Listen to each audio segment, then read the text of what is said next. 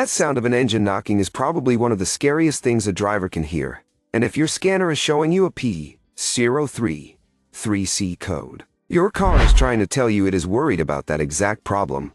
This code stands for knock sensor 4-circuit low on bank 2.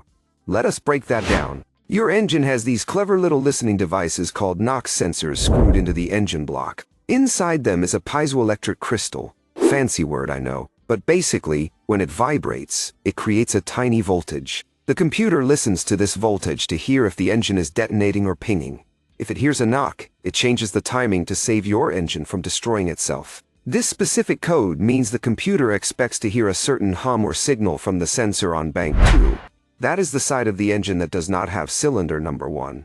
But the signal is way too low. It is like the sensor has gone silent. This is serious because if your engine actually starts knocking and the sensor is dead, the computer will not know to save it, which can lead to catastrophic internal failure. Now, before you start tearing the engine apart, check the oil and listen. Is the engine actually making noise? If it sounds like a bag of marbles, you have mechanical issues to sort out first.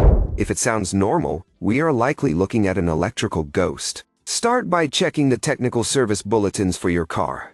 This is a common issue on some trucks and sedans where a known software update fixes the glitch. If that is clear, look at the sensor itself. They are often buried deep on the side of the block, sometimes under the intake or near the starter. Because they are in tight spots, the connectors often get smashed during other repairs. If you recently had a starter or engine mount changed, check there first. You will want to use a multimeter to check the wiring back to the computer. If the wiring is solid, the sensor might be dead. A huge warning here. These sensors often screw into coolant passages. If you unscrew it while the engine is hot, you will get a face full of boiling coolant. Let the engine cool down completely before you touch it.